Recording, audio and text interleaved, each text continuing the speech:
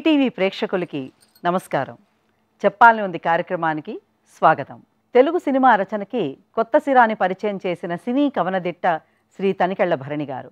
నాటకం, TV, cinema ఇలా అన్ని రంగాలు ఆయనకి సాహో అంటూ సలాం చెయ్యాల్సింది. మరి సినిమాల్లో పాత్రలకి పాత్రోచితమైన మాటలు రాసి వాటికి ప్రాణం పోయడం ఆయనకి పెన్నుతో పెట్టిన విద్య. మరి ఇన్ని పార్శ్వాలు తన జీవితంలో ఇముడ్చుకున్న శ్రీ తనికెళ్ల భరణి గారు మన ఈ చెప్పాలని ఉంది కార్యక్రమానికి విచ్చేశారు. వారి జీవితంలో పార్శ్వాలన్నిటి గురించి వారి ద్వారానే తెలుసుకుందాం.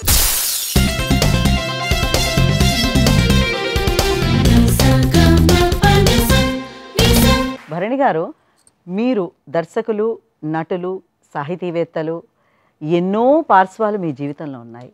అయితే మీకు ఇన్నిట్లోని కూడా అత్యంత ఇష్టమైన పార్శ్వం ఏది? మీకు భోజనం చేయడం ఇష్టమా, పడుకోవడం ఇష్టమా అని అడిగితే భోజనం చేసి పడుకోవడం ఇష్టం. అంటే ముందర సాహిత్యం, తర్వాత సినిమా. దానికి అది విషయం ఏంటంటే ఇష్టం కాబట్టే నేను ప్రతి దాంట్లోనూ అంటే సాహిత్యమైనా, రచనైనా, నటనైనా ఇది ఇష్టంగా చేసేవే కాబట్టి మేము చేసే అన్నీ నాకు ఇష్టమే. తనికెళ్ల భరణి అంటే ముందుగా గుర్తుకొచ్చేది సాహిత్యమే. మాకు మీ సాహితీ ప్రస్థానం ఎలా మొదలైంది? నేను ఒక చిన్న ఎక్కడో ఏదో విన్నాను, మీ వంశంలో పితామహులో ప్రపితామహులో ఎవరో తిరుపతి వెంకట కవులు అని విన్నాను. నిజమేనా? తిరుపతి వెంకట కవుల్లో దివాకర్ల తిరుపతి శాస్త్రి గారు, ఆయన మా ప్రపితామహులు అన్నమాట. అయితే వాళ్ళ పేరు చెప్పుకోవడమే కానీ వాళ్ళ ఎంత గొప్పవాళ్ళో అంటే తెలుగు సాహిత్యానికి ఏనుగు నెక్కించారు వాళ్ళు. ఏనుగు నెక్కినాము ధరణీందులు మొక్కగా నిక్కినాము. ఎలా ఉంది? కొంచెం అహంకారంగా ఉంది కదా అనిపిస్తుంది. అనిపిస్తుంది. ఏనుగు నెక్కినాము ధరణీందులు మొక్కగా నిక్కినాము, సన్మానములందినాము, బహుమానములను గ్రహించినారమెవ్వారిని లెక్కజేయ కనివారణ దిగ్విజయంబు నచ్చి ప్రజ్ఞానిధులంచు పేరుగొనినారము నీవలనన్ సరస్వతి.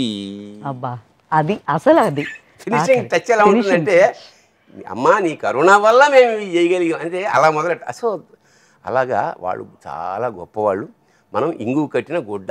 వారి స్ఫూర్తే బహుశా మీకు ఇంత మంచి రచనలు చేయడానికి దోహదపడిందని మేమందరం ప్రేక్షకులుగా మేమందరం అనుకుంటూ ఉంటాం, సాహిత్య అభిమానులు కాకుండా. మా కుటుంబం అంతా సాహితీ పరిచయం ఉన్న కుటుంబం. అంటే పుస్తకాలు చదవడం. నాన్నగారు కూడా రామలింగ. మా నాన్నగారు అయితే కుమార సంభవం, మేఘ సందేశం లాంటి సంస్కృత కావ్యాన్ని చాలా రాగయుక్తంగా చదువుతుండేవాడు. అదే నాకు ఆ చిన్నప్పుడు వినికిడి శృత పాండిత్యం అంటారు. అస్తుత్తరస్యాం దిశి దేవతాత్మ హిమాలయో నామనగాధిరాజ పూర్వాపరౌ వారి నిధిగవాహ్య స్థిత పృథివ్యా ఇవ మానదండం. ఇలా చదువుతుండేమాట. అంటే కుమార సంభవం, మేఘ సందేశం. ఆ తర్వాత అంటే ఈ రుచి అది అట్లా బీజం కనుక నాటితే కొన్నాళ్ళకి అది వృక్షం అవుతుంది కదా. తెలుగు జాతి అంతా రుణపడాల్సిన ఒక్క పుస్తకం ఉంది, చందమామ. అవును, చందమామ ఎప్పుడు వస్తుందా అని వెయిట్ చేస్తూ ఉండేవాళ్ళం. సో ఇవన్నీ కూడా మాకు దోహదం చేసాయి. మనం సాహిత్యంలో ముందర అడుగు పెట్టాం కాబట్టి, సాహిత్యం అంటే కవిత్వంలో మీ తొలి రచన, నాటకంలో మీ తొలి రచన ఏది? నిజంగా చెప్పాను కదా, మా కుటుంబం అంతా ఇట్లాగా. మా అన్నయ్య అయితే నమ్మరు ఎవడు, అప్పట్లో పప్పులు, ఈ ఆవాలు, మెంతులు ఇవన్నీ పొట్లాలు కట్టి వచ్చేవి కదా. ఆ పొట్లం తీసుకొచ్చి పొట్లం విప్పేసి చాటలో పోసి అది చదివేవాడు. అంతవరకు ఓకే. పుస్తకం ఇలా చదువుకుంటూ సైకిల్ తొక్కేవాడు. ఎవరు? అన్నయ్య. పెద్దవాడు సూరిబాబు అని. సో అంత పిచ్చి. అంటే మా కుటుంబానికి సాహిత్యం అనేది వ్యసనం. మేము రైల్వే కాలనీలో ఉన్నాం, చిలకలగూడ రైల్వే క్వార్టర్స్ 221/1 అనేది నేను ఒక వ్యాసం కూడా రాశా. అక్కడ మురళీధర్ మందిర్ అని ఒకటి ఉండేది. అక్కడ హరికథలు చెప్తుండేవారు. హరికథలు మనకి బాగుంటాయి కదా, పిట్టకథలు చెప్తుంటే అలా కూర్చుని చూడడం నాకు చాలా ఆశ్చర్యం వేసింది. ఎందుకంటే ఇప్పటికి కూడా నేను సర్వకళల సమాహారం హరికథ. నృత్యం ఉంటుంది, గానం ఉంటుంది, డ్యాన్స్, ఇన్ని రకరకాల పాట కథ చెప్తాడు, అతనే చిడతలు వాయిస్తాడు. అక్కడి నుంచి నేను ఇంటికి వచ్చి, అప్పట్లో ఈ బొగ్గులు ఇలా వేయడానికి చిమట అనేది ఉండేది. అవును, చిడతలు లేవు కాబట్టి ఆ చిమటని పెట్టుకుని ఆ పక్కనే మాకు వావిలాకులును ఎల్లో దండలు ఉండేవి అప్పట్లో, ఎల్లోగా తీగలు ఉండేవి, పారాసైట్స్, పసుపు కలర్లో తీగలు. అవి మెడలో వేసుకుని నేను మంచం ఎక్కి ఏదో నోటుకోండి, మనకి ఏమొచ్చు ఆ చుట్టుపక్కల పిల్లలు వచ్చిన నామం పంచ అంటే హరిగాని హరిదాసుని ఇమిటేషన్. సో దట్స్ హౌ సంగీతం కానీ సాహిత్యం కానీ అలా జరిగింది నాలో. నా తొలి నాటకం ఏమిటంటే, అంటే నిజానికి కాలేజీ రోజుల్లోనే నేను ఈ కవిత్వ వ్యవసాయం మొదలెట్టాం. కాలేజీలో డ్రామా కాంపిటీషన్స్ అంటే ఎలాగరా, ఒక అమ్మాయి కావాలి, అది కావాలి, ఆర్టిస్టులు 4-5 మేము గురించి ఎలా అయినా సరే నాటకం వేయాలి. అంటే ముందు నాటకం సెలెక్ట్ చేయాలి. ఏ నాటకం సెలెక్ట్ చేసినా లేడీ క్యారెక్టర్ ఉంది. మాకు మొత్తం కాలేజీలోనే 2 అమ్మాయిలు. అసలు అంత విచిత్రమైన కాలేజీ, సాంఘిక కాలేజ్ ఆఫ్ కామర్స్. అందులో ఒక అమ్మాయి ఏమో ప్రిన్సిపాల్ కూతురు, అటు చూడడానికి లేదు. రెండో అమ్మాయి తను చూడదు, ఇలా నడుచుకుంటూ వెళ్ళేది. కృష్ణకుమారే ఏదో ఉండేది పాపం. ఒక అమ్మాయిని మీరు చూడలేరు, ఇంకొక అమ్మాయి చూడరు. ఓకే, ఇంకా ఎవరు వస్తారు మాకు నాటకం వేయడానికి అని చేత మేమేం చేసాము, రే చూసి ఏక్ దిన్ కా సుల్తాన్ అలాంటిదో నాటకం తీసుకుందాం అనుకున్నాం. సంభవ్ వర్కౌట్ అవ్వాల. అందుకని ఏంటంటే మేము అప్పట్లో రైల్వే క్వార్టర్స్లో ఉండేవాళ్ళం. మా నాన్నగారు రిటైర్ అయిపోయాక అద్దింట్లోకి దిగాం. అద్దింటి కొత్త అనుభవాలు మాకు అనమాట. లైట్ వేయకూడదు, నీళ్లు పట్టుకోకూడదు, మెల్లిగా మాట్లాడాలి, గట్టిగా నడవాలి. అమ్మ ఇదేంట్రా బాబు ఈ రిస్ట్రిక్షన్స్ అనే క్రమంలో ఇవన్నీ కలిసి నాటికి రాస్తే ఎలా ఉంటుందని ఐడియా వచ్చి నేనే అద్దె కొంప నాటకం రాసి వేసేసాం. నాటకం వేస్తుంటేనే ఎవడో ప్రేక్షకులు రే అని ఎవడో అరిచాడు అన్నమాట, మా పక్క ఆర్టిస్ట్ని. వీడు నాటకం ఆపి కాళ్ళు ఎరగొడితే నా కొడక అన్న ఇది నాటకం రాబు.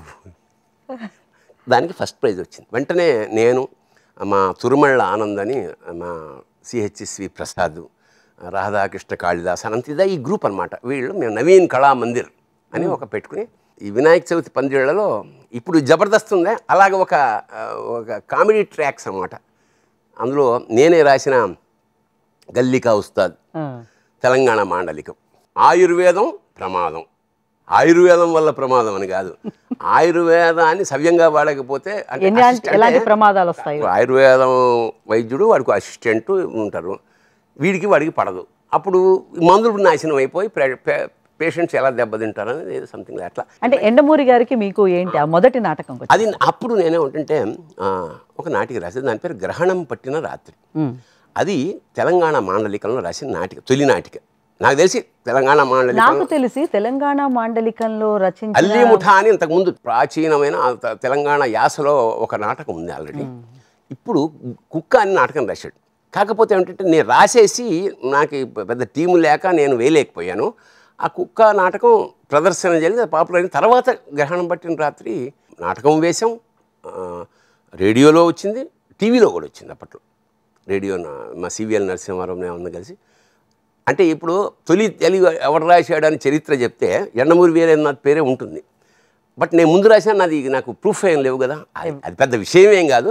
బట్ ఆయన ఒక విధంగా నాటకాలకైతే, మోడర్న్ నాటకాలకి, ముఖ్యంగా ప్రయోగాత్మక నాటకాలకి ఎండమూరి వీరేంద్రనాథ్ అండ్ దేశరాజ్ హనుమంతరావు వాళ్ళు చాలా. ఆ తర్వాత అదే స్థాయిలో మేము కూడా తల్లావజల సుందరం నేతృత్వంలో దాదాపు చాలా నాటకాలు.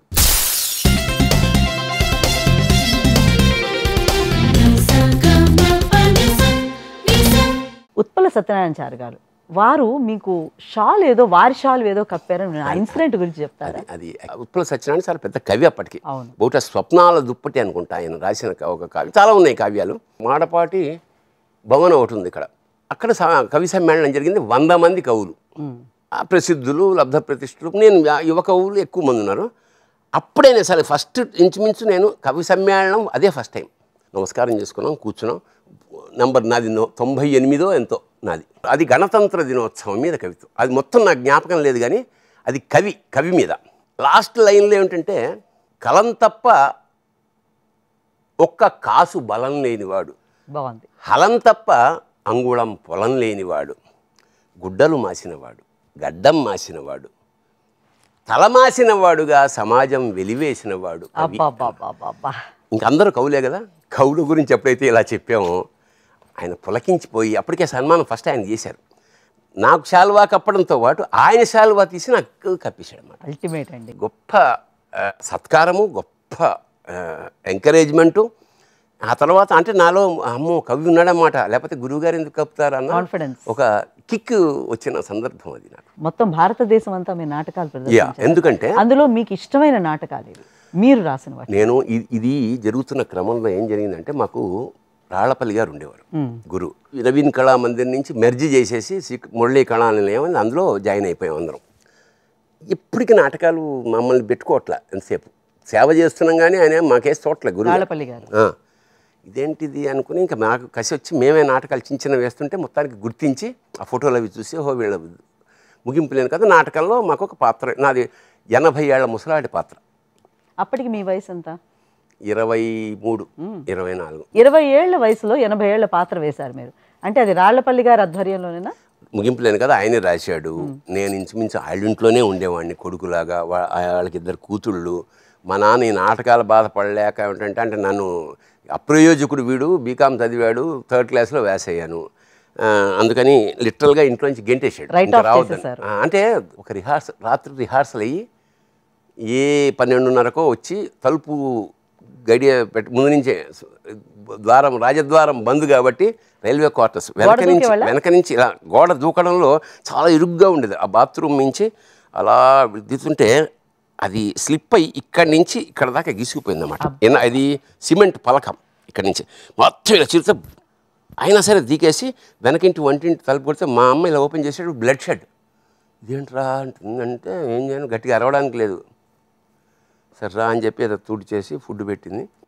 నెక్స్ట్ డే మా నాన్నకి తెలిసి పచ్చి బూతులు తిడుతూ నన్ను వాడి ఇంట్లో కనపడకూడదు, నాకు గెట్ అవుట్ అన్నాడు. నాకుందిగా మా గురువుగారి ఇల్లు, అక్కడ మనకన్నీ రాజభోగాలే. సరే అక్కడికి వెళ్ళిపోయిన 3-4 రోజులకి మా అన్న వచ్చాడు. తెలుసు ఎక్కడ ఉంటాం. ఏంటి నాన్న పిలుస్తున్నాడని కాదు, అమ్మ ఫీల్ అవుతుందిరా, రా అమ్మ బాధపడుతుంది అంటే. మన నాన్న సంగతి నాన్న అసలు పట్టించుకుంటే కదా. సరే ఇంకా వెళ్ళినా కూడా మా నాన్నకేదో ఎలా ఉన్నావు ఏం అడిగేవాడు కాదు. ఓకే అంటే 7 పిల్లలు మేము, కొంతమంది మిస్ అయిన పెద్ద ఫరకేం పడదు ఆయనకి. అంటే అది బయటికి ఎక్స్ప్రెస్ చేయలేని ఒక మధ్యతరగతి తనం. అలాగే నాటకాలు అంటే మనకి చెప్పాక ఇంతకుముందు మనకి స్పోర్ట్స్ లేక తెలియక చదువు రాకపోతే ఏదో ఒకటి. ఇది అంటే ఈ ఫేస్ కన్నా ముందు ఒక తీవ్రమైన ఫేస్ ఉంది నాకు. ఎందుకంటే మా ఇంటి వెనకాల అమాల్ బస్తీ ఉండేది. అమాల్ బస్తీ అంటే ఈ కూలీ వాళ్ళ తాలూకా గుడిసెలన్నీ. అందులో ఒక నెగిటివ్ గ్యాంగ్ ఉండేది, గోండా వాళ్ళు అట్లాంటివి, అంటే గోండాలు రౌడీలు. Somehow I have attracted with them. మేము ఇలా చూస్తున్నప్పుడు ఆ సిగరెట్ పాన్ డబ్బాకి వెళ్ళి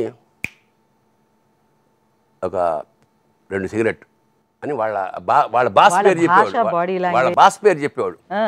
అప్పట్లో కుంటి పాండు అని ఏదో అలాంటి పేరు ఏదో ఉండేది. పాండు అన్న అనగానే వాడు ఇచ్చేసేవాడు, డబ్బులు అడిగేవాడు కాదు. మాకు అసలు ఇదేంట్రా ఇది, ఒక పేరు చెప్తే అన్నాక పాన్ అనగానే ఇచ్చేవాడు వీళ్ళకి ఫ్రీగా. అదే అది ఇన్స్పిరేషన్. మనకు కూడా ఇలాంటి స్థితి రావాలి. మనం కూడా బాస్ ఎప్పుడో కనీసం అన్నా అంటే మా అనగానే బాబా ప్రభాత్ రాజరత్నం అనేట్లేదు సంథింగ్. కొన్ని అంటే భయంకరమైన అన్బిలీవబుల్ థింగ్స్ అనమాట. బట్ వాళ్ళతో తిరుగుతుంటే మజా వచ్చేది. కానీ ఒక సంఘటన, ఎవడో ఏదో అన్నాడని ఒకడిని కొట్టాలి మేము. ఈసారి నన్ను కూడా పట్టుకుపోయారు. అంటే కొట్ట సినిమాల్లో మేము సైకిల్ మీద వెళ్ళాం, 2 సైకిళ్ళ మీద. మెట్టుగూడ దగ్గర ఒక శ్మశానం, అట్మాస్ఫియర్ కూడా శ్మశానం పక్కన ఒక కమాన్ ఉంటుందన్నమాట, బ్రిడ్జ్, రైల్వే బ్రిడ్జ్. ఆ పక్కన కూర్చొని చూస్తున్నాం. స్పోర్ట్స్ సైకిల్ మీద వచ్చాడు. వస్తగానే ఏయ్ ఆగుబే, వాడు నేను కాదు, మనం ఊరికి ప్రేక్షక పాత్ర. సినిమాల్లో లాగా వాడు సెంటర్లో ఉంటే ఇలా వీళ్ళు సైకిల్ చుట్టూ తిరగడం మీద ఇలా. ఇప్పుడు స్టాండ్ వేసి ఏమ్రా మా చెల్లె అని ఏదో ఇలా చెయ్యి వేయబోయే సమయంలో ఫాట్ 3 దెబ్బలు కొట్టాడు. అయిపోయింది. అతను మమ్మల్ని నాకు అలా ఇలా ఇక్కడ కొట్టేటప్పటికి కడుపు లోపలికి అంటుకుపోయి నేల మీద ఒరగడం నాకు తెలిసి ఇలా చూస్తుంటే వాడు అలా సైకిల్ వేసుకెళ్ళిపోతున్నాడు. అంటే మాకు వాడు స్పోర్ట్స్ సైకిల్ వేసుకొస్తున్నప్పుడే మేము స్పోర్ట్స్ మ్యాన్ వీడు అని తెలియాలి కదా. అంతే, that is the last day. క్రమంలో మా గురువు గారు రాళ్లపల్లి పరిచయం అయ్యారు. ఒక విధంగా రాళ్లపల్లి గారు మీ జీవితాన్ని 100% ఫేసే మార్చేసాడు.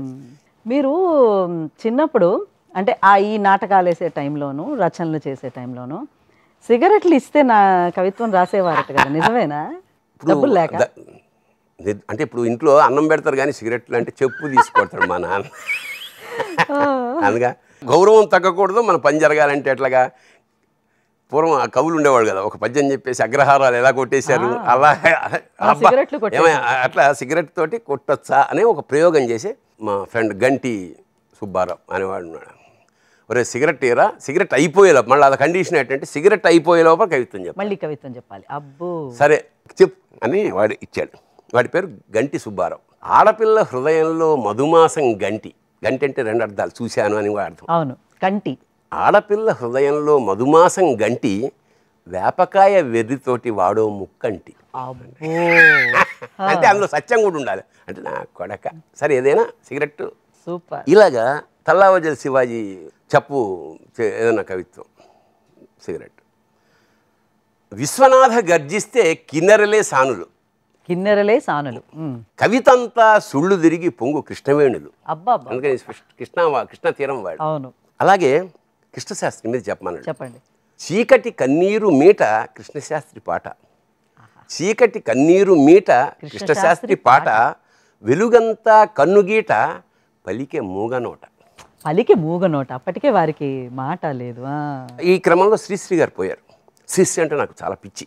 శ్రీశ్రీ మీద ఆయన పోయిన రోజున ఓ కవిత మొత్తం కంటతా పట్టా. మొత్తం ఆయన మీద రాయాలి. శ్రీశ్రీ అంటే 2 మెరుస్తోన్న కొడవళ్ళు. ఎందుకు క్రావడిలా ఉంటుంది కింద. శ్రీశ్రీ అంటే 2 మెరుస్తోన్న కొడవళ్ళు, శ్రీశ్రీ అంటే 2 చెమరుస్తోన్న కళ్ళు.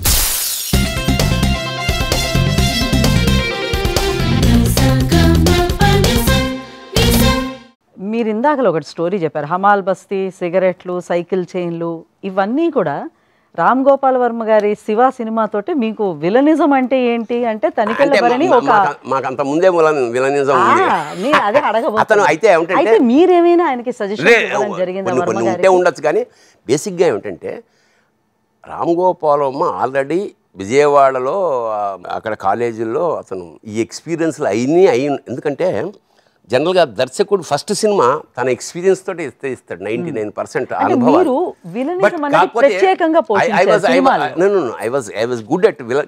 ఒక విలక్షణమైన విలనిజం ఇది. విలన్స్ని తయారు చేయడంలో నేను చాలా మంచి విలన్ పాత్రల్ని తయారు చేయగలిగాను. అట్లా తప్ప ఆ స్క్రిప్ట్లో మనది ఊరికే.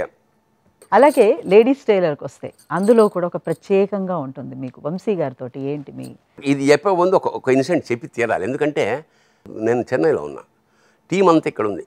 సుందరం ఫోన్ చేసి, ఏమయ్యా అప్పట్లో ఈ ఫోన్లు కాదుగా, నువ్వు రెడీ అయిపోండి బలంపురం వెళ్దాం, నేను విజయవాడ చెక్కుతాను ట్రైన్ అన్నా. నేను చెన్నై నుంచి బయలుదేరి విజయవాడ వచ్చేసా. టీం అంతా ట్రైన్లు అన్నీ వెతుక్కుంటున్నా. ఎవడో తెలిసిన అతను కలగా కృష్ణమోహన్ కుర్రాడు, మా వాళ్ళు ఎవరు నాటకం టీం ఎవరు రాలేదన్నా అన్నాడు. నాకు అసలు కళ్ళంటికి పోయింది. ఎందుకంటే ఇందులో బయలుదేరి మేము వెళ్ళి నెక్స్ట్ డే నాటకం ఆడాలి. హైదరాబాద్ వచ్చేసాం. వస్తే మా సుందరం ఇలా పడుకున్నాడు, జ్వరం. ఏంటి సుందరం? జ్వరం ఏంటే మరి ఎట్లా ఇది నాటకం? నాకు రిహార్సల్ రావట్లే అన్నాడు. ఎవరు రిహార్సల్స్కి రావట్లేదు, ఏం చేయమంటావు అంటే నేనున్నప్పుడు ఇద్దరం కలిసి ఉత్సాహం తోమేసేవాళ్ళని. టైం అంటే టైం, అంత టైం పర్ఫెక్ట్గా చేస్తాడు సుందరం. ఎవరు రాకపోవడం వల్ల, రిహార్సల్ పడకపోవడం వల్ల నాటకం వేయలేకపోయాం బరంపురంలో. బరంపురం వాళ్ళు ఏమనుకున్నారంటే ఈ హైదరాబాద్ వాళ్ళు అంత అండర్స్టాండింగ్ వెళ్తుంది, ఆదర్శ యువ భారతి అని ఇంకో సంస్థ ఉంది, ఇద్దరు పంచుకుంటుంటారు. ఎందుకంటే వాళ్ళు వచ్చినప్పుడు వీళ్ళు డ్రాప్ అవుతారు, వీళ్ళు వస్తే వాళ్ళు డ్రాప్ అవుతారు, ఇట్లా ఏదో లోపాయికారిగా ఉంటుంది ఇలా వ్యవహారం. బ్యాడ్ నేమ్ మాకు వచ్చింది. నాకు ఒళ్ళు మండిపోయి నెక్స్ట్ డేనే వెళ్ళిపోయా చెన్నైకి. 2 పాత్రలతో కొక్కురోకో అని నాటకం రాశా. అప్పటికి ఒక పాత్ర అయితే ఏకాపాత్ర అభినయం అవుతుంది, 2 అయితే ఎట్లా 2 పాత్రలతో నాటకం ఏమిటి అన్నాడు సుందరం. రాస్తాను యోగి జోగి అని నిరుద్యోగ సమస్య మీద రాసేసా, వినిపించా. పర్లేదా అంటూ చేద్దాం. 40 రోజులు రిహార్సల్ చేసాం. రైల్వే కళారంగంలో ప్రదర్శన. 2 వేషాలు, 13 ఎపిసోడ్లు అన్నమాట. ఒకడు అంటే మీ ఇద్దరు నిరుద్యోగులం, మీ ఇద్దరం, ఒకడు ఎంప్లాయరు, ఒకడు ఎంప్లాయీ, ఒక తండ్రి కొడుకులు, భార్యాభర్తలు, నాయకుడు విప్లవక, ఇట్లా 2 వేషాలే అన్నీ మారుతాయి, గెటప్లు ఏం మారవు. బహుపాత్రాభినయం టక్క టక్క టక్క టక్క టక్క మేమే కట్టిన వెనకాలకి వెళ్ళి వచ్చేస్తుంటాం. చాలా బాగుంది. మాకు ఉత్తమ ప్రదర్శన రాలా, బెస్ట్ ఎక్స్పెరిమెంటల్ ప్లే ఇచ్చారు. కట్ చేస్తే చిలకలూరిపేట నాటకం వేశాం. అక్కడ సెకండ్ ప్రైజ్ వచ్చింది. ఎందుకు ఇంత కష్టపడి రాస్తే రావట్లేదని విజయవాడలో జిఎస్ఆర్ మూర్తి కళా పరిషత్, జిఎస్ఆర్ మూర్తి అంటే దాసనారాయణరావు గారు తీసిన గొప్ప సినిమాలు ఆయన కూడా చెప్పాను, సార్ మీ అన్ని సినిమాల్లోనూ ఓ మనిషి తిరిగి చూడను, అందులో ప్రధాన పాత్ర తండ్రి పాత్ర వేస్తాడు. జిఎస్ఆర్ మూర్తి స్టేజ్ ఆర్టిస్ట్. ఆయన వెళ్ళిపోతే ఆయన పేరు మీద స్మారక నాటక పోటీలు జరుగుతున్నాయి. మురళీమోహన్ గారు ఉన్నారు. మాకు 3 కర్టెన్స్ ఉంటాయి. ఒక కర్టెన్ సెంటర్లో వైట్గా ఉంటుంది, ఆ వెనకాల. నాకు ఒక ఐడియా వచ్చింది. పొద్దున్న సాయంత్రం సుందరం నాటకం వేస్తున్నాం కదా, చిన్న ప్రయోగం చేద్దాం అనుకుంటున్నాం. ఏంటంటే మొగుడు పెళ్ళాలి మేమిద్దరం, పెళ్ళి చేసుకుని వెళ్దాగా తిరగాలోయ్ అన్న పాట ఉంది కదా, ఆ పాడుకుంటే అలా కర్టెన్ వెనక్కి వెళ్ళిపోయి రావడంతో ఏమంటే నాకు కడుపు అంటారు. నిన్న శోభనం సీను వెనకాల ఇంటలెక్చువల్గా ఎలా చేయొచ్చు ఎలా అన్నాడు. అప్పుడు ఏం చేశా అంటే, ఉదాహరణకి ఇప్పుడు చూడండి, ఇది ఉందా, ఈ కర్టెన్ వెనక్కి వెళ్ళిపోయాం మేము. నేను ఇక్కడున్నా, సుందరం ఇక్కడున్నాడు. ఇప్పుడు సుందరం చేయిలా వచ్చింది, నా చేయిలా వచ్చింది.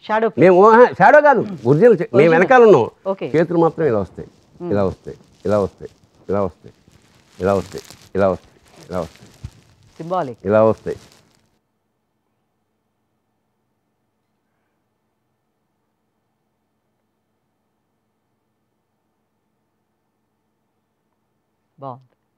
దరిలిపోయిందండి. అంటే ఆడియన్స్ ఉద్వేగంతో డబ్బులు వేస్తారు. కొత్త కాన్సెప్ట్ అది. ఎప్పుడైతే ఈ మ్యూజిక్ పెద్ద చండా మ్యూజిక్ సన్నగా వస్తుంది, టంగ్ టంగ్ టక్ టక్ అంతే. ఎప్పుడైతే ఇలా వెళ్ళి ముట్టుకుని మళ్ళీ ఆ రిలాక్సింగ్ ఇచ్చేసామో, ఈలలు గోల వెంటనే వెనకాల షేక్ హ్యాండ్ ఇచ్చాడు సుందరం. సో దట్స్ అది కొక్కరొకో ఆక. ఆ తర్వాత ఇక గోగ్రహణం, జంబూ ద్వీపం, అలా మొత్తం నా జంతుజాలం అంతా. ఎక్కువ జంతువుల పేర్లతో రాశాను. ఎందుకలా జంతువులు అంటే ఇష్టమా? నాకు ఒక కాన్సెప్ట్ ఉండేది మనసులో, మనం ఇంకా మనుషులం కాదు, మనలో ఇంకా ఆ పశుతత్వం పోలేదు. దాని మీద ఒక కవిత కూడా రాశా. నేను అలా చరిత్ర పుటల్ని తవ్వుకుంటూ వెళితే నెత్తురు చీము, అలా లోపలికి వెళితే ఆ చీకటి గుహలో ఒక కపాలం, దాని కళ్ళల్లో చీకటి కోణాలు, దాని పళ్ళ సందుల పచ్చి మాంసపు పోగులు. నేను అలా వెళ్ళేటప్పటికి అది వికృతంగా అరుచుకుంటూ నా పీక కొరికైపోయింది. నేను దాన్ని పట్టుకున్నాను. నేను జాగ్రత్తగా చూద్దును కదా, అది నేనే. అంటే నేను చరిత్ర మొదలైన చోటే ఉన్నాను అన్నమాట. మీరు నాటక ప్రస్థానం, కవితా ప్రస్థానం, సాహితీ ప్రస్థానం తర్వాత సినిమా ప్రస్థానం. ముందర లేడీస్ టైలర్ 1985 మీ రచన. అది ఎలాగ జరిగింది చెప్పండి. రామరాజు హనుమంతరావు గారు నన్ను ఇండస్ట్రీకి తీసుకెళ్లారు. అక్కడ ఎంటర్ ద డ్రాగన్ సినిమా చూసాం. ఇందులో రాయడానికి ఏముందండి, డిష్యున్లే కదా అన్న, లేదు రాయన్నాడు. మొత్తానికి అక్కడి నుంచి మేము కేరళ.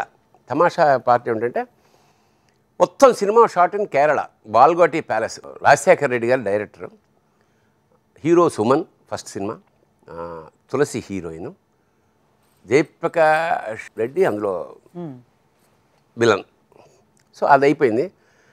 నాకు సంభవ్ ఐ వాజ్ ఫ్రస్ట్రేటెడ్. ఇక్కడ మనకు అంత కీర్తి ప్రతిష్టలు వచ్చి ప్రతి వారికి ఇదే వంగి సలామే నా వల్లగాల వచ్చేసా, అంటే విసుగుతో వచ్చేసాను. మా గురువుగారి దగ్గరికి వెళ్తుండేవాడిని. ముగింపు లేని కదా సినిమా తీయాలని కోరిక ఆయనకి.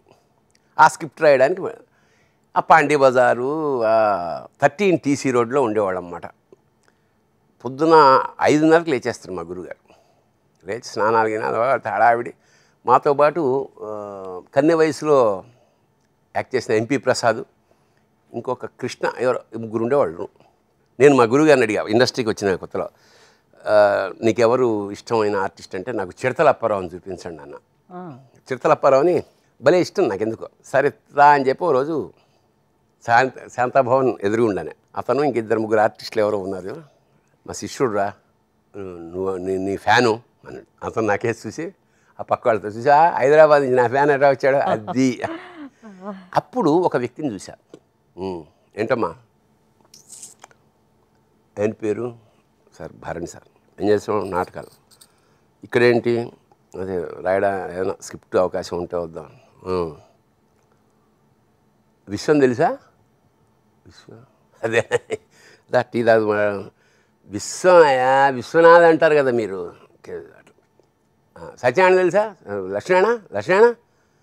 లక్ష్మణ ఎవరండి? బాపు అని పిలుస్తారు కదా మీరు. ఓకే. అమ్మో, ఈ పాత్రే తర్వాత ఉత్తరోత్తర మన శివనాగేశ్వరరావు తీసిన మనీ సినిమాలో పెట్టాను మాణిక్యం వేషం. నేను ఇలా టచ్ చేస్తే అది ఇన్స్పిరేషన్.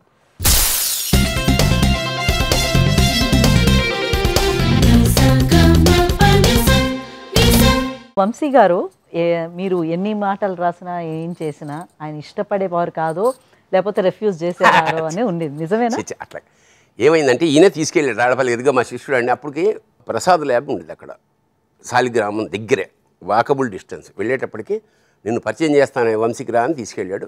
మేము పరిచయం ఎలా అయిందంటే ఆయన అప్పుడు ఎడిటింగ్ రూమ్లో ఉన్నారు. ఆయన ప్రేమించు పెళ్ళాడు. అప్పట్లో మూవీ ఓలా అని ఇంతే ఉండేది, అందులో వస్తుండే అన్నమాట సినిమా. దాన్ని చూసి కట్ చేసుకుంటుండేవాడు. తలుపు ఇలా మెల్లిగా తీసుకుని లోపలికి వెళ్ళేటప్పటికి గోపెమ్మ చేతిలో గోరు ముద్ద ఆ పాట వస్తుంది. నేను చూస్తాను, నేను కూడా అది ఎంత అద్భుతంగా తీసాడు ఈయన షాట్ అని. కట్ చేస్తే వంశీ గారు బయటకు వచ్చారు. ఎవరు అన్నాడు. అంటే మా శిష్యుడు భరణి అని మాటలు రాస్తా ఏం రాస్తావు ఇప్పటికి నాటకాలు అలాగా సరే రా అని కాఫీ తెప్పించి ఒక సినిమా తీశాను నేను, టెస్ట్ సబ్జెక్టు. ఒక 7 సీన్లు చెప్పాడు. ఈ 7 సీన్లు take your own time. Railway track అరకులో సినిమా షూటింగ్ ఆలాపన, దానికి సంబంధించిన ఒక 7 కామెడీ సీన్స్ రాయాలి. నేను ఇక్కడ వారం 10 రోజులు ఉంటా, ఇక్కడే ఇల్లు కాబట్టి ఎప్పుడో వారం తర్వాత వచ్చినా కనపడన్నాడు.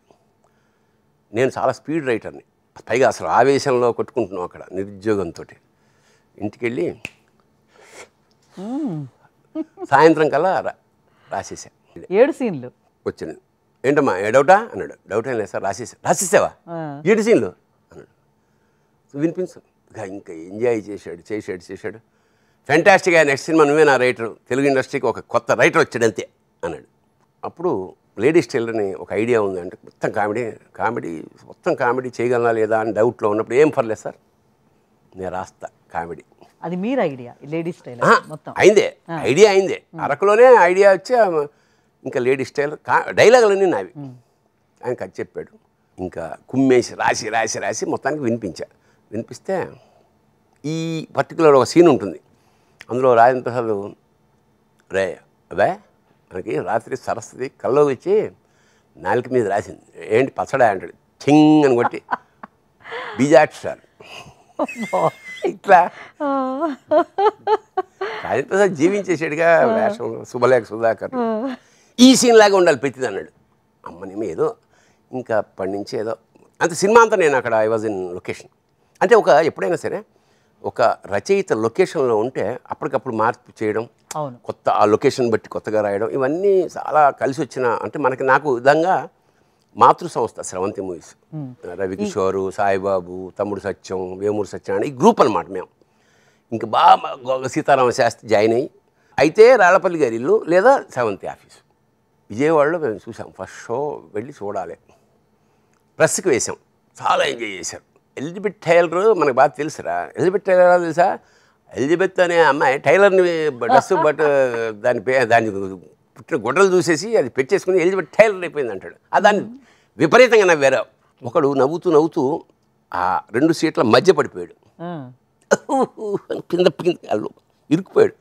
వాడిని ఎవరు తీరే, నేను చూస్తున్నా ఎవరు తీరు వాడిని, ఎవరి దారిలో వాడు. అట్లా ఇంకా ఒక సెన్సేషన్. ఈ రచన నుంచి, సినిమాల్లో రచన నుంచి యాక్టింగ్ వైపు ఎలా మళ్ళారు? చాలామందికి తెలియదు. ఫస్ట్ కంచు కౌచంలోనే డైలాగులు నేను ఆర్టిస్టులకి చెప్తున్నప్పుడు రాజశేఖర్ రెడ్డి చిన్న వేషం వేయకొచ్చా మీరు అన్నాడు. అంటే ఓకే, ఒక చిన్న కామెడీ వేషం నేను డాక్టర్ శివప్రసాద్ వేశాం.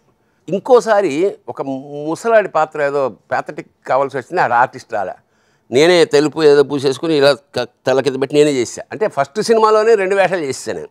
లేడీస్ టైలర్లో ఒక కొత్త పోలీసుని రూల్స్ ఎరగనని చెప్పి ఒక చిన్న వేషం అది. వాళ్ళ అప్పటికి కూడా మన వంశీ గారికి తెలియదు నేను యాక్టర్నని.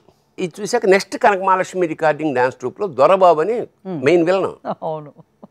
నెక్స్ట్ ఐటమ్ అని తిప్పుతుంటా. అట్లాగా మీరు యాక్టింగ్ చేసేటప్పుడు అఫ్ కోర్స్ డైరెక్టర్ మీకు ఇలా ఉంటుంది క్యారెక్టర్ అని చెప్తారు. ఆన్ ది స్పాట్ అంటే ఆ క్యారెక్టర్ ఎలా ఉండాలి అనేది మీరు ఇంప్రొవైజేషన్ చేసుకుంటారు. అది అందరూ ప్రతి ఆర్టిస్ట్ ఏమిటంటే శివాలో మీరు ఆ ఒక్క చిన్న డైలాగ్ తోటి ఒకసారి చెప్తారా మా ప్రేక్షకులు? శివ అంటే వాడే అనే ఒక చోట అది స్క్రిప్ట్ రాసేసా. శివ అయిపోయింది, సినిమా షూటింగ్ మొదలైంది. నానాజీ వేషం నేను కాదు, ఇప్పుడు చెప్పేసి బిచ్చు అని అతన్ని డ్రామా అతను నాకు వాడి స్నేహితుడు, నాకు అతను అనుకున్నాడు. అతను అయితే వెళ్తే ఇతను పెద్ద డైరెక్టర్గా అనిపించలే. ఈ రామ్ గోపాల్ వర్మ ఇంత ఉండేవాడు, కళ్ళద్దాలు పెట్టుకుని మిస్టర్ భరణి అంటుంటే వీడు పెద్ద డైరెక్టర్ అన్నాడు. మరి ఏమో వాడికి బిజీగా ఉన్నాడో, వాడి మేనర్ ఇలా ఉండేది, నెక్స్ట్ సెప్టెంబర్ బిజీ అన్నాడు ఏదో సంథింగ్. అది కుదరలేదు. మరి ఈ నానాజీ వేషాని కోసం వెతుకుతున్నాడు మనిషిని. వెతుకుతున్నప్పుడు నాకు జనరల్ రెగ్యులర్ డ్రెస్ వైట్ లాల్చి జీన్స్ ప్యాంటు, కొంచెం గడ్డం, మాసిపోయిన గడ్డం, ఇలాగా. సడన్గా అక్కడెక్కడో ఫిల్మ్ నగర్ ఆ ప్రాంతాల్లో ఎక్కడో షూటింగ్ జరుగుతుంది. అప్పట్లో ఫస్ట్ టైము రామ్ గోపాల్ వర్మ ఈ మానిటర్ అనేది ప్రవేశపెట్టాడు. నేను వెళ్ళేటప్పటికి మానిటర్ ఇలా చూస్తున్నాడు. చూస్తుంటాడుగా, చూసి నాకేసి చూసి, అరే యాస్టీస్గా నువ్వు నాకు నానాజీ ఓకేనయ్యా, నువ్వురా నానాజీగా అన్నాడు. నేను స్క్రిప్ట్ రాసినప్పుడు నా దృష్టిలో ఒక నానాజీ ఉన్నాడు అండి. అదే నానాజీ అనగానే ఒక హైదరాబాద్ యాదవుడు. నేను లోపలికి వెళ్ళి లూజ్ పైజామా, లూజ్ లాల్చి, కళ్ళకి షుర్మా, నోట్లో ఒక పాను, మెడలో ఒక తాయెత్తు. సో ఆ కాన్సెప్ట్ అంతా మీదే. ఒక బొట్టు, నేనే బొట్టు పెట్టుకుని, చంద్ర అని నాగార్జున గారి పర్సనల్ మేకప్ మ్యాన్ అతను. అప్పుడు వెళ్ళినప్పుడు అప్పుడు కూడా ఇలా చూసి ఫంటాస్టిక్ అన్నాడు. Yes, this is Nanaji. అట్లా నేను ఎంటర్ అయ్యాను. ఫస్ట్ డే షూటింగ్ మేము మాట్లాడుతుంటాం లోపల, ఇక్కడి నుంచి ఎవడో వస్తాడు. వచ్చినప్పుడు నేను దగ్గరికి వెళ్ళి ఏం కావాలి అని అడగాలి. నేను పాన్ అప్పుడే సిగరెట్ మానేసి ఇది పాన్కి ట్రాన్స్ఫర్ అయ్యాము అప్పుడే. చేసి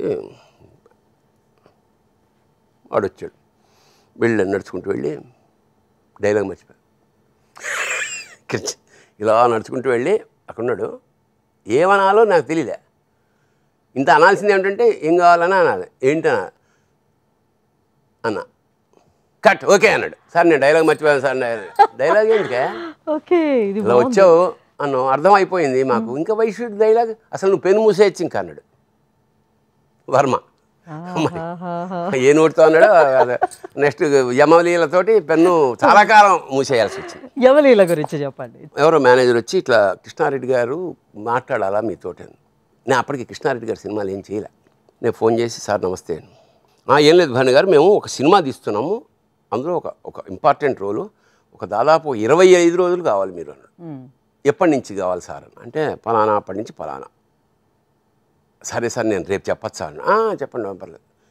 గుండెల్లో రాయి ఏం పడిందంటే సరిగ్గా ఆ టైంలో రాజమండ్రిలో ఎడిటర్ మోహన్ గారి పల్నాటి పౌరుషం సినిమా, అందులో కూడా చాలా మంచి వేషం, నెగిటివ్ క్యారెక్టర్. ఆ డేట్లు అవి. ఎంత మంచి అవకాశం కృష్ణారెడ్డి గారిది, అది ఎంత మంచి, అది బ్రహ్మాండమైన క్యారెక్టర్.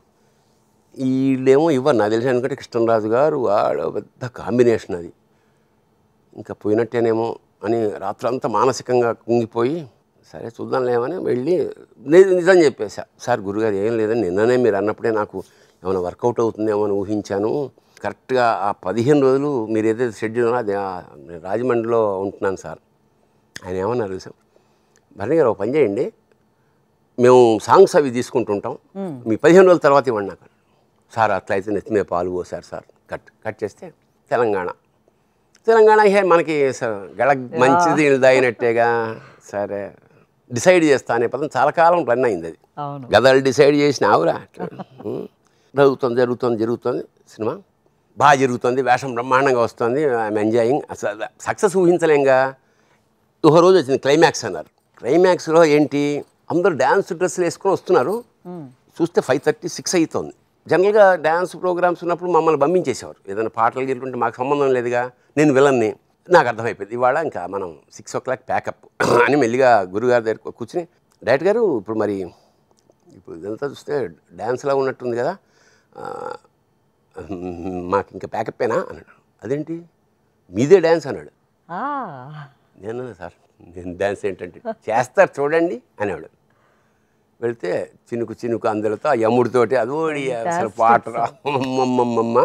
ఇంకా అది రిలీజ్ అయిన తర్వాత నాకు తెలిసి 26 సినిమాలు చేశా ఒక ఏడాదిలో. నెక్స్ట్ ఇయర్ 26 సినిమాలు అంటే ఏంటి, నెలకు 2 చేయాలి. 24 hours బిజీ అనమాట. అట్లా అఖండమైన కీర్తి ప్రతిష్టలు. ఇక ఒక సెటిల్ హోగా.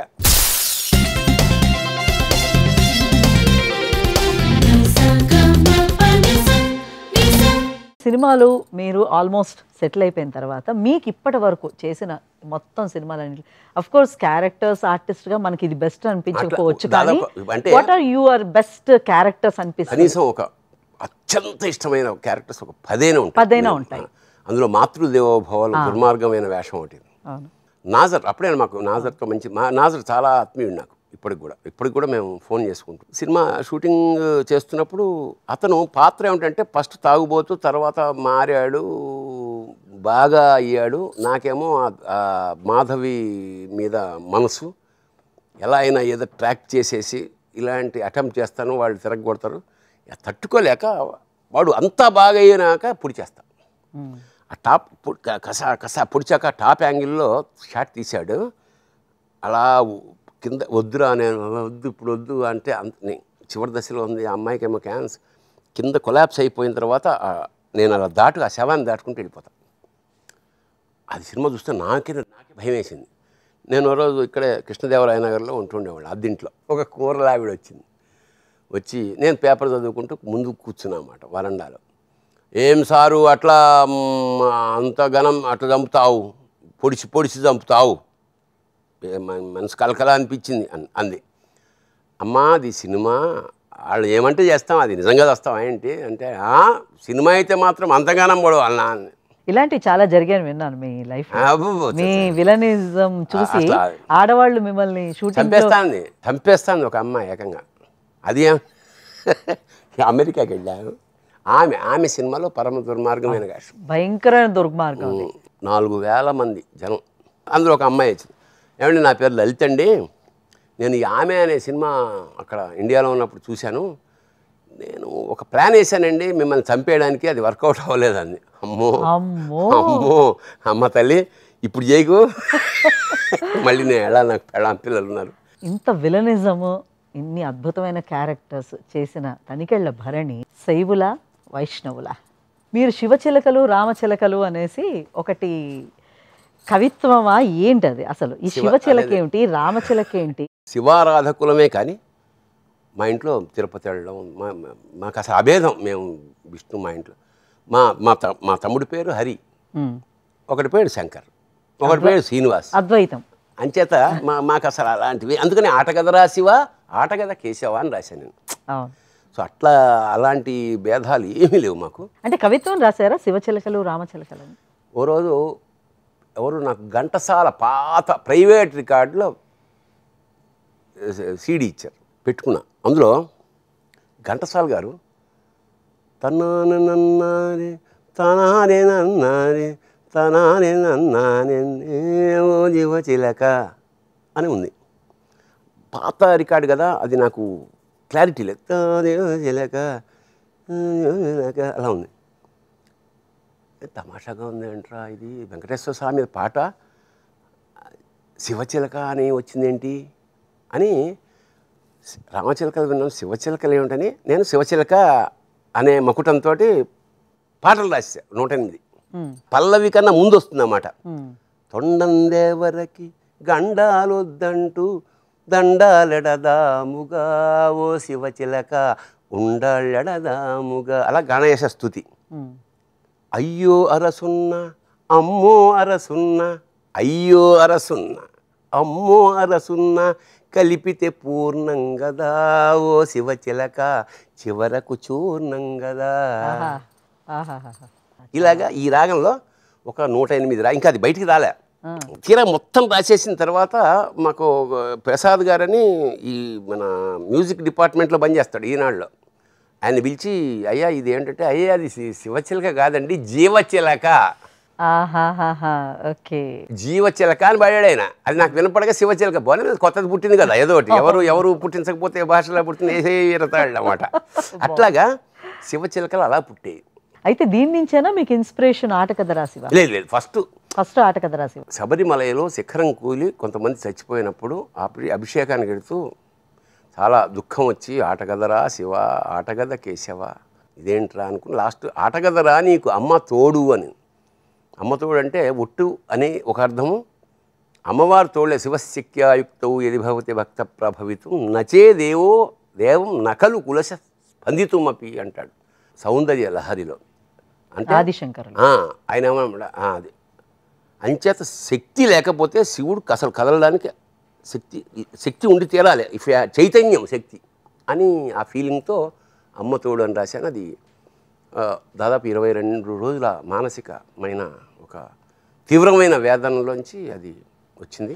అంత స్ట్రగుల్ అయింది కాబట్టి దాని వాల్యూ కూడా అంత వచ్చింది. ఎందుకంటే తనికెళ్ళ భరణి అంతకు ముందు వేరు, ఇప్పుడు ఆటకథరా శివ అంటే తనికెళ్ళ భరణి అంటే ఆటకథరా శివ అని గుర్తుకొస్తుంది. ఈ మొత్తం ఎక్స్పీరియన్సెస్, లైఫ్, ప్రొఫెషన్, అన్ని ఎక్స్పీరియన్సెస్ కూడి మిథునమా? నాలో తపన ఏదైతే ఉందో దాన్ని ఒక అంటే తెలుగు సినిమాకి అంతర్జాతీయ స్థాయి రావాలి. దానికి ఆస్కార్ వరకు వెళ్ళిందని అంటారు. ఆస్కార్కి మేము నామినేషన్ ఎట్లా అంటే వాళ్ళు ఇండియా నుంచి కొన్ని సెలెక్ట్ చేసే క్రమంలో మేము కూడా ఓ 50,000 కట్టి దీన్ని పంపించాం.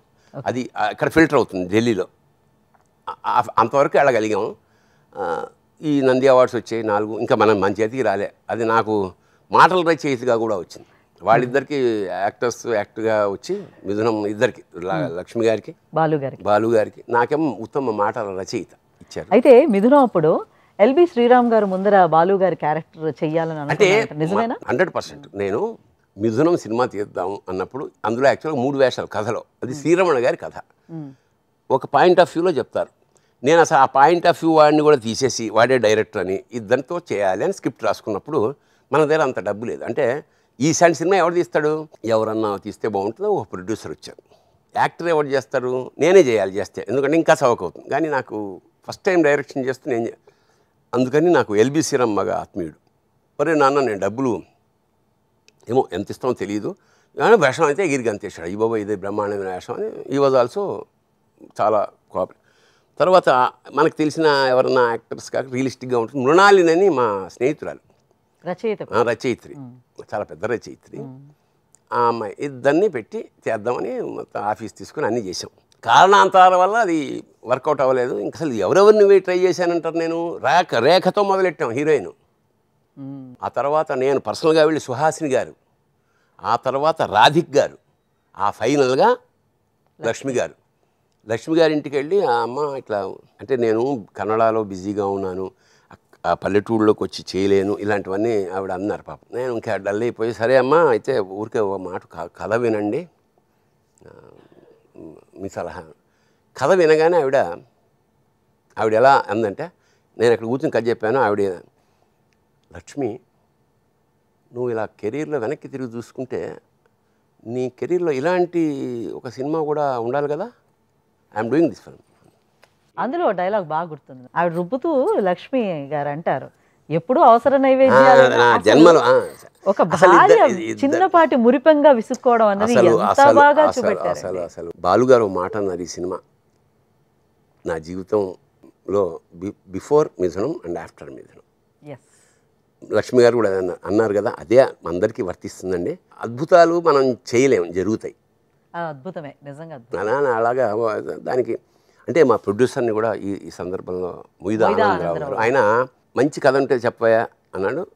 సరే అన్న, తిరుపతి వెళ్ళాం, ఇంటికి వెళ్ళి టిఫిన్ చేసి వచ్చి కథ చెప్పాలి. ఆ ఛాయ్ తాగుతూ ఇట్లా అని పాయింట్ చెప్పా, కళ్ళ నీళ్ళు వచ్చేసాయని. వీఆర్ డూయింగ్ దిస్ ఫిల్మ్, మళ్ళీ ఇంటికి వెళ్ళి టిఫిన్ ఏం అక్కర్లేదు అన్నాడు. అట్లా సినిమా మొదలైపోయింది. అందరూ చాలా బాగా కోఆపరేట్ చేశారు. ముఖ్యంగా వీళ్ళు అసలు ఆ లొకేషను, అమెరికా నుంచి ఫోను, దాని ప్రస్తావన, ఆ సినిమాలో రావడము, ఎవరో ఫోన్ చేసి మా పిల్ల ఏమండి మీ పిల్లని అమెరికాకి వెళ్ళినప్పుడు ఈ పిల్లని మీరు ఒళ్ళో పెట్టుకుని ఫోటో దిగాలి సార్ అని. జనరల్గా అట్లా అంత ధాష్టికంగా అడగరు. ఎందుకమ్మా ఈ అమ్మాయి మీ మిథునాన్ని 36 సార్లు చూసింది అంది. అంత చిన్నపిల్ల, ఇంత చిన్నపిల్ల 36 సార్లు చూసిందా? అప్పుడు ఒళ్ళో కాదమ్మా నెత్తిమి పెట్టుకుంటా. ఐమాక్స్లో అండి 50 రోజులు ఆడింది. 50 రోజులు ఆడడం గొప్ప విషయం. అందులో ఒకరోజు వెళ్ళేటప్పటికి పాప్కార్ను, వాటర్ బాటిల్స్ ఇస్తున్నారన్నమాట, డబ్బులు ఏం తీసుకోవట్లా. నేను ఇదేంటిది అంటే ఫ్రీ అండి చూస్తున్న వాళ్ళందరికీ. ఎవరు ఇస్తున్నారన్న? ప్రసాద్ గారు ఇస్తున్నారు. ప్రసాద్ గారు ఫోన్ చేశారు, ఏంటి సార్ అన్న, ఏమండి ఇలాంటి సినిమాలు మేము ఎలాగ తీయలేము, కనీసం ఏదైనా చేద్దాం పెద్దవాళ్ళకి. కుర్చీలు ఉండవు కదా అక్కడ, ప్లాస్టిక్ కుర్చీలు చేసి వేసాడు, పెద్దవాళ్ళు నిలబడుతున్నారు చూడలేక. ఇంకొకటి విషయం, మిథునంలో అది 50 రోజులు మీరు సెలబ్రేట్ చేసుకున్నారు, కానీ సినిమాకి సంబంధం లేని వాళ్ళు ఎవరో 100 రోజులు సెలబ్రేట్ చేశారంట. కుమార్ గారు అని ఆయన సింగపూర్లో ఉంటారు, ఆయన కాకినాడలో వాళ్ళ అమ్మాయి నిశ్చితార్థం, 100 days ఫంక్షన్ నేను చేస్తాను రండి అన్నాడు. వెళ్ళాం. అసలు సినిమాకి సంబంధం లేదు, అసలు సంబంధం లేదు, అభిమానులు అండి అంతే. వెండి బిందెలు ఇచ్చారు, మా చీఫ్ టెక్నీషియన్స్ అందరికీ వెండి బింజలు వెండి ప్లేట్లు ఇచ్చాడు. వెళ్ళేటప్పుడు ఇక్కడి నుంచి కారులో వైజాగ్ తీసుకెళ్ళి ఫ్లైట్లో రమ్మన్నాడు.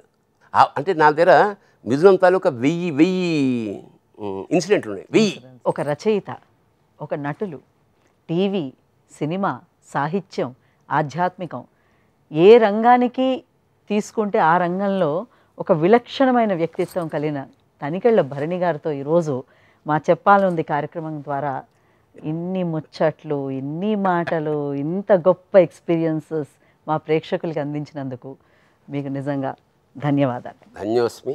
నాకు చెప్పాలని ఉంది అన్నందుకు నిజంగా నేను ఎక్కడా చెప్పనవన్నీ ఇక్కడ చెప్పారు. అవును, అందుకు ధన్యవాదాలు.